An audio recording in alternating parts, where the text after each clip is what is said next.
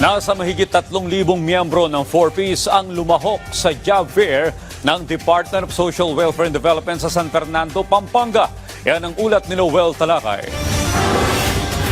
Muling umarangkada ang trabaho sa Bagong Pilipinas para sa 4Ps Job Fair ng Department of Social Welfare and Development o DSWD sa San Fernando, Pampanga.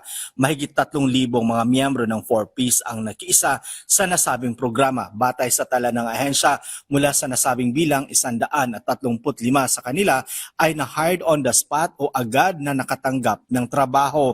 Dagdag pa ng DSWD, lahat ng nakilahok ay nabigyan ng tig 5,000 piso bilang ayudang pinansyal sa ilalim ng Sustainable Livelihood Program ng ahensya.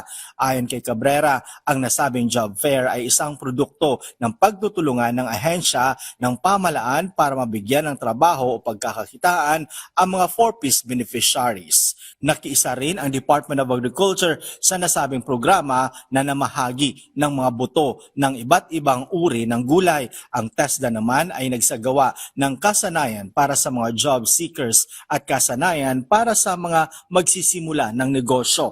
Ang Department of Health naman ay nagbigay ng serbisyo para sa laboratory at iba pang pre-employment medical services sa mga nakiisa sa job fair. Ang trabaho sa Bagong Pilipinas para sa job fair program ng ahensya ay isang effort ng Marcos Jr. Administration para matiyak na mabigyan ng kabuhayan o kita ang mga magtatapos ng 4Ps program.